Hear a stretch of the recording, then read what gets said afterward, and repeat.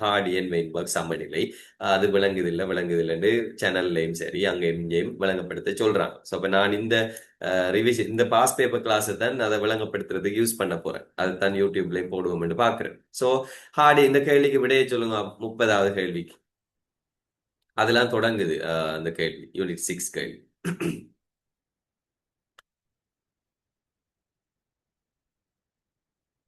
விளங்கினாக்கள் செஞ்சு ஆன்சரை சொல்லுங்க.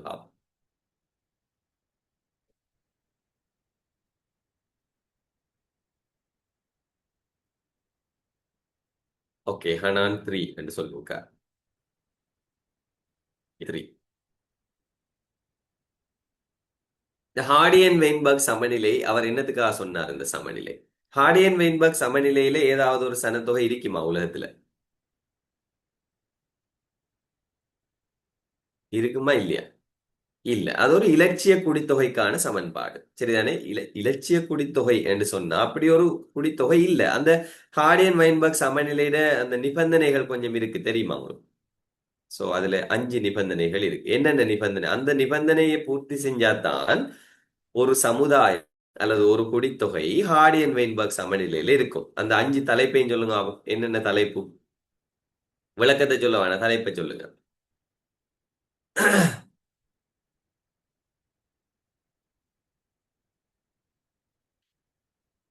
சோ மாறல் இல்லாம இருக்கணும். எஸ்.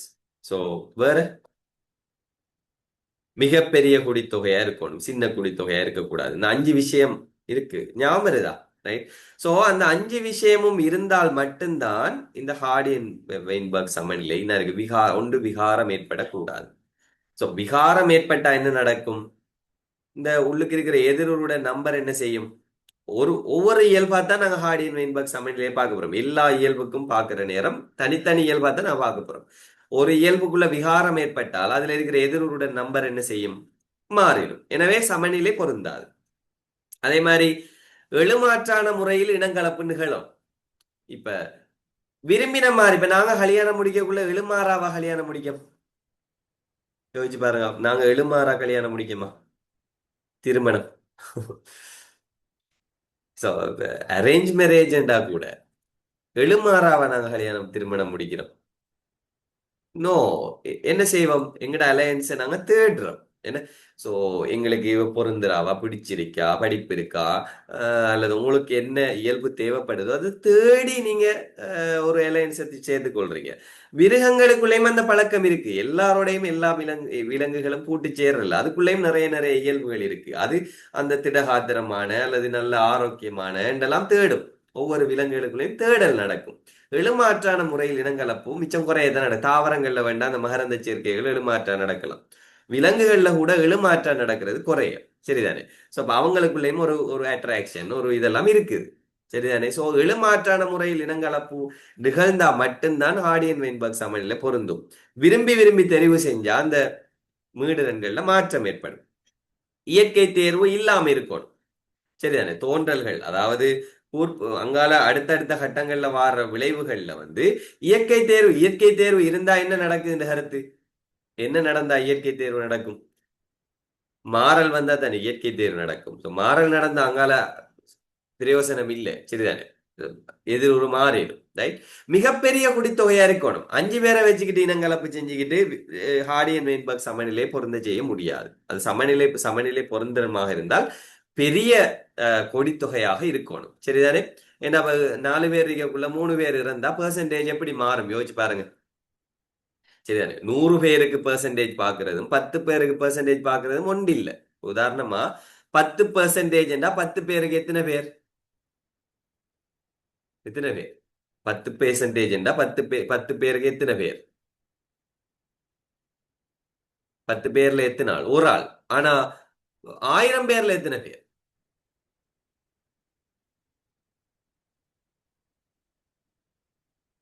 1000 பேர்ல 100 பேர். இந்த 10 பேரை விட 10 மடங்கு பெரிய குடித்தொகை. யோசிச்சு பாருங்க. சோ அப்ப அந்த மிகப்பெரிய குடித்தொகையா இருந்தா தான் இந்த பெர்சன்டேஜ் எல்லாம் அக்குரேட்டா கொஞ்சம் கொஞ்சம் இப்ப 1,00,000 போகக்குள்ள அந்த சின்ன ஒரு அந்த பெர்சன்டேஜ் கணக்கில்லாம சேரும். சரிதானே? ஆனா 10 பேர்ல ஒரு ஆள் போகக்குள்ள மிச்சம் அந்த நம்பர் பெருசா காட்டும் எங்களுக்கு. 10 பேர்ல 5 பேர் போனா 50 வீதம் போயிடும். சரிதானே? ரைட். ஆனா 1000 பேர்ல 5 பேர் போனா 50% போவார். விளங்குதா சொல்றேன். சோ அப்ப பெரிய குடித்தொகையா இருக்கணும். அடுத்து குடிவரவு குடிய கல்வி இருக்கக்கூடாது. டிரெக்டா உங்களுக்கு விளங்குது தானே. ஒரு ஆள் வந்து எங்கட குடித்தொகைக்குள்ள சேர்ந்தாரண்டா எதிரோட எண்ணிக்கை என்ன செய்யும்? 500 இருக்கு எங்கட சனத்தொகை. இன்னொரு ஆள் வந்து புதுசா கல்யாணம் முடிக்கார், 501 பேரா மாறும். எனவே எதிரோட எண்ணிக்கை என்ன செய்யும்? அதிகரிக்கும். இங்க இருந்து 2 பேர் போறாங்க வெளிநாட்டுக்கு, அப்ப எதிரோட எண்ணிக்கை அது குறையும். சோ இந்த கார்டியன் வெயின்பர்க் சமநிலை இருக்கணும் என்று சொன்னால் என்ன நடக்கணும்? இந்த 5 இயல்பும் இருக்கணும். இருந்தால் ஹார்டியன் வெயின்பர்க் சமநிலையிட சமநிலைக்கான சமன்பாடு உங்களுக்கு பொருத்தமா வரும். என்ன சமன்பாடு? என்ன சமன்பாடு அதுல என்ன இருக்கிற சமன்பாடு? P square plus 2p³ plus Q square சமன் 1. இதான் அந்த சமன்பாடு தான் ஹார்டியன் வெயின்பர்க் சமன்பாடு. சோ இப்ப இதுல இந்த பி கியூ 2p/q என்னத்தை குறிக்குதுங்கிறது உங்களுக்கு தெரியும். இது என்னத்தை குறிக்குது? இது தோற்ற அமைப்பா பிறப்புரிமை அமைப்பா இதை குறிக்கிறது? இது நான் மெண்டலின் விதியிலிருந்து கிட்டத்தட்ட வார சமநிலை சமன்பாடு தான் இது. இங்க குறிப்பிடப்படுறது என்ன என்ன இது தோற்ற அமைப்பா பிறப்புரிமை அமைப்பா? சொல்லுங்க பாப்போம். தோற்ற அமைப்பு பிறப்புரிமை அமைப்பு உங்களுக்கு தெரியும் தானே. என்ன பிறப்புரிமை அமைப்பு என்றால் ஜெனட்டிக்கோ ஜீனை வச்சு நாங்க சொல்றது உள்ளுக்கு இருக்கிறது. தோற்ற அமைப்புண்டா வெளியில தெரிகிறது. இது என்ன அமைப்பை காட்டுது? இது பிறப்புரிமை அமைப்பை காட்டுது. ஏன்? பிங்கிறது ஏதாவது ஒரு ஒரு ஓரின நுகத்தை குறிக்குது. சரிதானே. சோ பி உதாரணமா கேபிட்டல் ஏ இருந்தா என்னண்டு வரும்? அதை நாங்க ஓரின நுகம் என்று சொல்லுவோம். அதை குறிக்கிறதுக்காக பி ஸ்கொயர்டு குறிக்கோம் நாங்க. 2p. கியூ ஸ்கொயர்டுங்கிறது பின்னடைவான ஓரின நுகத்தை குறிக்குது. சரிதானே. 2p/q என்ன? ஸ்மால் ஏ இது பின்னடைவானது. மற்றது என்ன வீதம்? பிறப்புரிமை அமைப்பு விகிதம் மெண்டலின் விதிப்படி என்னண்டு வரும்? 1:2:2. ஒரு இயல்பை தான் நீங்க பாக்குறோம். 1 தானே வரணும். என்ன? சோ அப்ப இதுல ஏ இருந்தால் இதுல ஏ இருந்தால் இது 2 வரும். என்ன? கேபிட்டல் ஏம் ஸ்மால் ஏம் 2 வரும். அதால இது 2p/q ஒரு 2aaங்கிறத 2p/q போடுறோம். அவ்வளவுதான் இதுக்குள்ள இருக்கிறது. சரியா. சோ இது பிறப்புரிமை அமைப்பு விகிதத்தை தான் குறிக்கும். சோ 3ஐயும் கூட்டினா என்ன வரும் உங்களுக்கு? இதுல பின்னங்களை கூட்டுற நேரம் என்ன வரும் உங்களுக்கு? நிகழ்த்தகவோட கூட்டுத்தொகை தான் இது. சோ 1/4 பிளஸ் 2/4 பிளஸ் 1/4 3ஐயும் கூட்டினா என்ன வரும் உங்களுக்கு? நார்மலா இது 3ம் சேர்ந்தா 4 தான். சோ இது 4ஐயும் கூட்டக்குள்ள என்ன வரும் உங்களுக்கு விட? 1 தான் வரும். அந்த சமன்பாடை தான் சிம்பிளிஃபை பண்ணி ஹார்டியன் வெயின்பர்க் சமன்பாடாக அவர் சொல்றார். எப்ப இது நடக்கும்டா இந்த நிபந்தனைகள் இருக்கிற நேரம் மட்டும். சரிதானே. சோ அப்ப இங்க பிங்கிறது என்னத்தை குறிக்குது? ஆட்சியான ஒரு எதிருருவ குறிக்குது. கியூங்கிறது என்னத்தை குறிக்குது? பின்னடைவான ஒரு எதிருருவ குறிக்குது. தனிய ஒரு எதிருருவால ஒரு இயல்பை உருவாக்கலாமா? நார்மலா ஒரு தனி ஒரு இயல்பை உருவாக்குமா?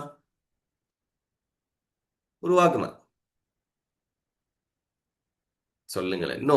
அப்ப எப்போதும் 2 எதிருருக்கள் சேர்ந்துதான் ஒரு பண்பை தீர்மானிக்கும். சோ ஆட்சியானதாக ஓரின நுகநிலையில ஒரு இயல்பு உருவாகலாம், அல்லது பின்னடைவானது ஓரின நுகநிலையில ஒரு இயல்பு உருவாகலாம், அல்லது பல்லின நுகநிலையில அந்த இயல்பு வரலாம், வெளிக்காட்டப்படலாம். இது ரெண்டுமே ஆட்சியானது. சரிதானே. ஏன்னா இது பல்லின நுகநிலை ஆட்சியானது, இது ஓரின நுகநிலை ஆட்சியானது. இதுல 2 மடங்கு வரும். இதை தந்து சமன்பாடுல P square plus 2p³ plus Q square சமன் 1 என்று எடுக்கிறோம். இப்ப இந்த இந்த மொத்த கூடித்தொகையை எடுக்கிற நேரம் இதுக்குள்ள இருக்கிற எதிருருக்கள் எப்படி இருக்கும்? மொத்த எதிரூரோட கூட்டுத்தொகை எத்தனை இருக்கும் நிகழ்தகவு எடுத்தால்? நிகழ்தகவை தான் இதுல நாங்க குறிப்பிடுறோம். இந்த பி கியூ எல்லாம் சொல்றது நிகழ்தகவு. நிகழ்தகவுண்டா பாயிண்ட்ல தசமதானத்துல இதெல்லாம் வரப்போகுது. சரிதானே. சோ பிஎம் கியூவும் சேர்ந்தா எப்படி வரும் உங்களுக்கு? மொத்த பியும் மொத்த கியூவும் சேர்ந்தா என்ன என்ன என்ன சமன்பாடு வரும்?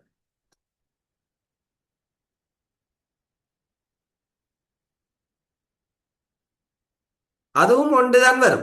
அடே, அந்த சமுதாயத்துக்குள்ள இருக்கிற எல்லா பியையும் எல்லா கியூவையும் சேர்த்தால் ஒரு உதாரணமா 1000 என்று வைங்களேன். இதுல பின்னம் தானே பிஎம் கியூங்கிற நிகழ்தகவை தானே நாங்க குறிப்பிடுறோம். அப்படி என்ன இந்த இது ஒரு 600 இருந்தால், இது ஒரு 400 இருந்தால், இதுல பின்னங்களை பாக்குற நேரம் என்னண்டு வரும்? இது 1000ல் 600 என்று வரும், இது 1000ல் 400 வரும் கியூ. அப்ப 1600 பிளஸ் 1400 கூட்டுற நேரம் என்னடா வரும் விட? 1000 1000 ஒன்று தானே வரும். சரிதானே? இது சிம்பிளான மெத்தமெட்டிக்ஸ் கால்குலேஷன். ஸோ இதை வச்சு இனி கணக்கு செய்யறதுகள் தான் இதுல கூட கேள்வி வரப்போகுது. சரிதானே? ஸோ இந்த கேள்வி கணக்குல தான் நிறைய பேருக்கு குழம்புற எவ்வளத்த பி கியூ எடுக்கணும், எவ்வளத்த பி ஸ்கொயர் கியூ ஸ்கொயர் எடுக்கணுங்கிற குழம்புற. இப்ப இங்க இவர் சொல்றார், இதுல ஒரு எக்ஸாம்பிளும் அவர் உங்களுக்கு விளங்கப்படுத்தி தானே இருக்கார். என்ன அந்த அட்டவணையை பார்த்தாலும் உங்களுக்கு அந்த எக்ஸாம்பிள் விளங்கிடும். இவர் கேள்வியை பார்ப்போமே நாம. ஹார்டியன் வெயின்பர்க் சமநிலையில் உள்ள பட்டாணி தாவர குடித்தொகையில் பூவின் சிவப்பு நிறத்துக்குரிய எதிருருவானது வெள்ளை நிறத்துக்குரிய எதிருருவிக்கு ஆட்சியானது. சோ எது இப்ப பி சிவப்பா வெள்ளையா? வெள்ளை நிறத்துக்கு சிவப்பு ஆட்சியாம். எனவே பி எது? ரெட் வந்து பி. ஸோ ரெட் வந்து பி. இவிடத்தையே குறிச்சிடணும். கேள்வியை வாசிச்சுட்டு போற நேரமே இவிடத்தை நீங்க குறிச்சிடணும். வெள்ளை என்னது? கியூ. இந்த குடித்தொகையில் பின்னடைவான எதிரொரு மீடிரன் மீடிரன் நிகழ்த்தகவ சொல்றார். ரைட்? சைவதசம் 3 இருந்தால் பல்லின நுகத்தாவரங்களின் பிறப்புரிமை மீடிரன் யாது என்று கேட்கார். சோ பின்னடைவானது யார சொல்றாரு? அப்ப பியா கியூவா பின்னடைவு? கியூ சமன் 0.3. சிம்பிளான கேள்வி என்ன? சோ இது மெத்தமெட்டிக்ஸ் கேள்வி, வேற ஒண்ணும் இல்ல. சமன்பாடு தெரிஞ்சா பிரதிடுறது தான். ரைட்? சோ அப்ப பி சொல்லுங்க அப்ப எவ்வளவு பி? இதெல்லாம் கல்குலேட் பண்ணி தேவையில்லை, அவடத்தை மனசுக்குள்ள சொல்லலாம். எவ்வளவு? ஓ, பி பிளஸ் கியூ சமன் 1 என்றால் பி சமன் 0.7 தான். என்ன? சோ இப்ப பல்லின நுக அங்கிகள் அந்த சமன்பாடு மத்த சமன்பாட்டுக்கு போகணும். பல்லின நுகத்தை பாக்குறேன்னா மத்த சமன்பாடு தானே போகணும். சோ பி ஸ்கொயர் பிளஸ் பல்லின நுகம் இது ஓரின நுக ஆட்சியானது 2pq தான் பல்லின நுகத்தை குறிக்கும். அப்படித்தானே? என்ன பல்லின நுகம் என்றா 2pq குறிக்கும். கியூ ஸ்கேடுங்கிறது பின்னடைவான நுகத்தை குறிக்கும். சோ இப்ப 2pq தான் உங்களோட ஆன்சர். 2pq எவ்வளவு கேட்காங்க. அப்ப உங்களுக்கு பி தெரியும், கியூ தெரியும். 0.7 0.3 ரெண்டையும் பெருக்கினா 0.2 உண்டு. அவசரத்துல ரெண்டாம் பெருக்காம விட்டீங்கன்னா இந்த விடையை போட்டு வந்துருவீங்க. அவசரப்பட தேவையில்லை. இதுக்கு பெரிய நேரம் போகப்படல. 2 நிமிஷத்துக்குள்ள இது முடிச்சிடலாம். 1 நிமிஷமும் போதும் சில நேரம். சரிதானே?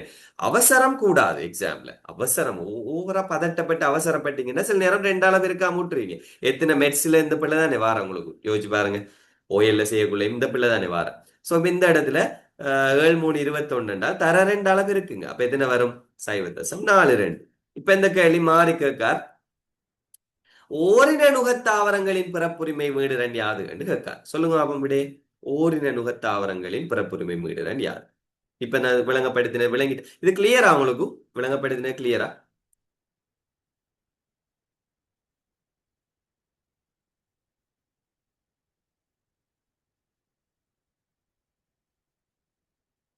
இப்ப பி ஒரு இயல்புக்கு எதிரொரு பிஎம் கியூ தானே இருக்கலாம்.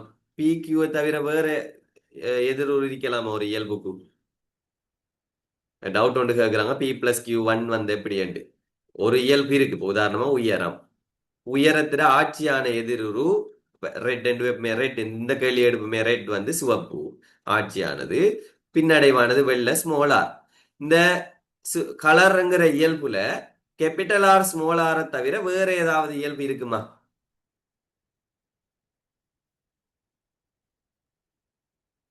இருக்குமா? எதிருரு வேற எது இருக்குமா? நோ. அப்ப அப்படி என்று சொன்னால் இந்த ஆர் பிளஸ் ஆரினுடைய பின்னம் என்ன? அதானே அதுல அந்த நாங்க நிகழ்தகவு தானே இது. ஆறினுடைய நிகழ்தகவு கொண்டு வரப்போது இப்ப நாங்க கூட்ட போறது. இப்ப இந்த பி என்று எடுக்கிறது இந்த ஆறினுடைய மீடுரன் அல்லது நிகழ்தகவு. ஆறினுடைய நிகழ்தகவு என்னென்று வரும் சொல்லுங்க பாப்போம். ஆட்சியானதுல நிகழ்தகவு என்னென்று வரும்? ஆர் கீழ் ஆர் பிளஸ் ஆர். இது சரியா?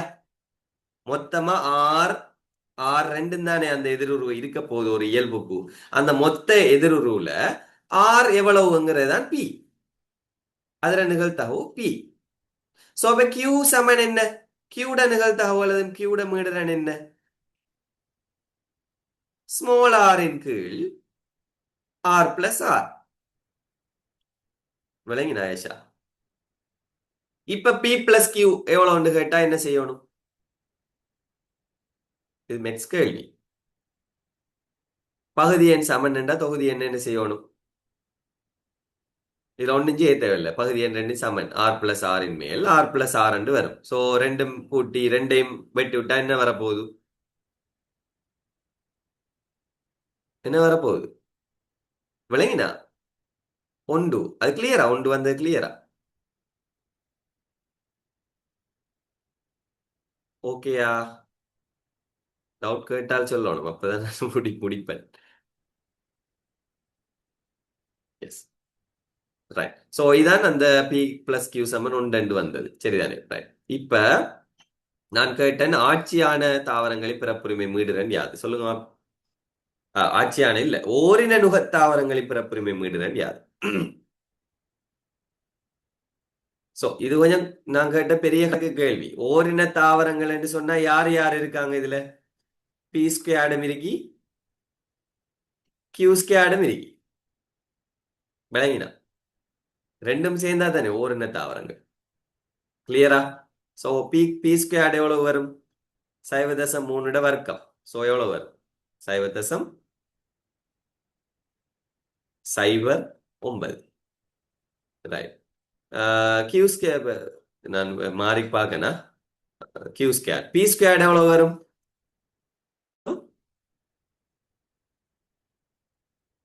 7 49. எனவே 0.49 அப்படித்தானே? 49 சரியா? ரைட். ஸோ 0.49. இப்ப ரெண்டையும் கூட்டுங்க ஆகும். ஆ 0.58. ஸோ 0.58 இதை கேட்டால் நீங்க கொடுக்கலாம், சரிதானே? இப்ப மாறி கேட்கலாம். ஓரின நுக ஆட்சியான எதிருருக்களின் பிறப்புரிமை அமைப்பு கேட்கலாம். பல்லின நுக ஓரின நுக பின்னடைவான இதுல பிறப்புரிமை அமைப்பு கேட்கலாம். ஸோ இப்படி எல்லாமே கேட்கலாம்.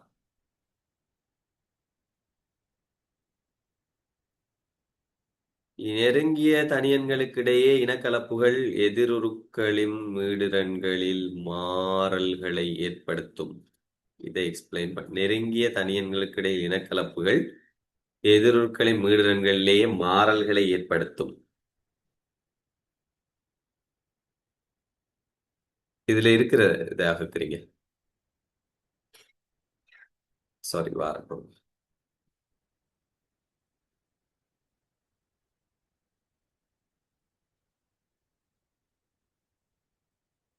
நெருங்கிய தனியன்களுக்குள்ள இனக்கலப்பு நடந்தா என்ன நடக்கும்?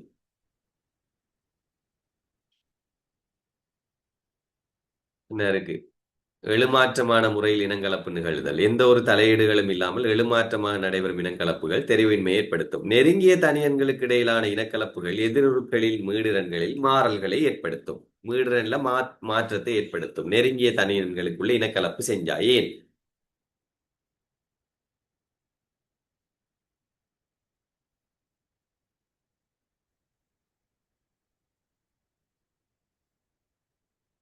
அதானே கேக்குங்க என்ன? ஏன் நெருங்கிய தனியன்களுக்கு இடையிலான இனக்கலப்புகள் எதிருருக்களின் மீடிரன்களில் மாறல்களை ஏற்படுத்தும்?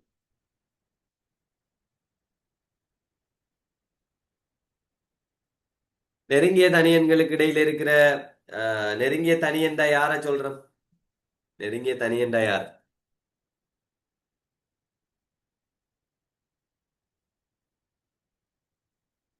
இப்ப பிரதரை அல்லது ஒரு சிஸ்டரை, கூட பிறந்தவரை, நெருங்கிய தனியன்களுக்கு இடையில இப்ப நீங்க இனங்கலப்பு செய்ய போறீங்க. இப்ப ஏதாவது ஒரு நோய் ஒன்று உங்களோட பரம்பரை அழகுல பின்னடைவான பரம்பரை அழகு கொண்டு இருக்கு.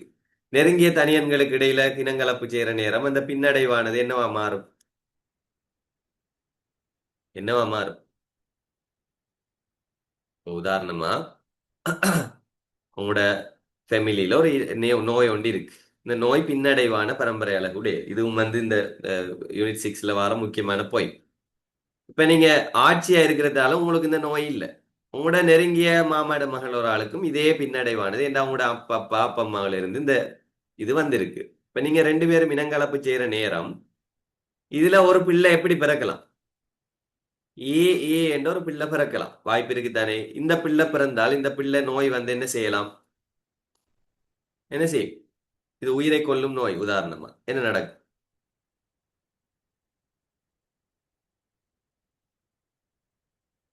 விளங்கினா ஆசிப்? சோ அப்ப இந்த பரம்பரை ஆட்சி இந்த நம்பர் வந்து மாறும். விளங்கினா? சோ அந்த சந்ததியில வந்து இழப்பு ஏற்படும். ஸோ இழப்பு ஏற்பட்டால் குடித்தொகையிட பருமன் எல்லாமே மாற்றம் ஏற்படும். ஸோ நோயால அழிவு ஏற்படும். ஸோ நெச்சுரலான அழிவு இல்லாம நோயால இவங்க நெருங்கியதாக கலக்கிறதுனால வந்து அழிவு ஏற்படும். ஸோ அதனால மீடுரன்கள்ல மாறல்கள் ஏற்படும். அதுதான் அவங்க சொல்றாங்க. சரியானே? ரைட். ஸோ இவ்வளவு போதும்னு நினைக்கிறேன். ஸோ இப்போ இதை மாதிரி வேற கேள்வியும் இதுல வந்த மாதிரி கேள்வியும் உங்களுக்கு எக்ஸ் எக்ஸ் எம்சிக்யூல வரலாம். இப்ப இதுல இந்த ஆஹ், இந்த 500 பட்டாணி தாவரம் எடுக்காங்க. எத்தனை எதிர்வு இருக்கு? 500 இப்ப 500 பூக்கள் எடுத்தா எத்தனை எதிர்வு இருக்கும்? ஸோ 500 பூ எடுக்கிறீங்க, அதுல கலர் எடுக்க போறீங்க. அப்ப அதுல எத்தனை எதிர்வு இருக்குமென்று கேட்பாங்க. மொத்தம் எத்தனை எதிர்வு இருக்கலாம்? 500 பூ எடுத்தால் கலர் சம்பந்தமான எத்தனை எதிர்வு இருக்கும்? 500 தாவரத்திலே 1000 இருக்கும். ஏண்டா கலரை தீர்மானிக்கிற எதிர்வு 2 தானே, விளங்கு தானே? சோ 1000 எதிர்வுரு அங்க இருக்கும். சோ அதுல இனி 800 வந்து ஆட்சியான எதிர்வுரு என்று தந்தால் இனி பின்னடைவான எதிர்வுரு உங்களுக்கு தெரியும் தானே? அல்லது 0.8 ஆட்சியானது என்று தந்தால் பின்னடைவான எதிர்வுருவ காணையிலும் தானே சமன்பாட்டை வச்சு. Okay, right. அதே மாதிரி அதுக்கு பிறகு இந்த பெர்சன்டேஜ் எல்லாம் கேட்டால் உங்களுக்கு சொல்ல இயலுமா இயலாதா? கிளியரா இது இவ்வளவு?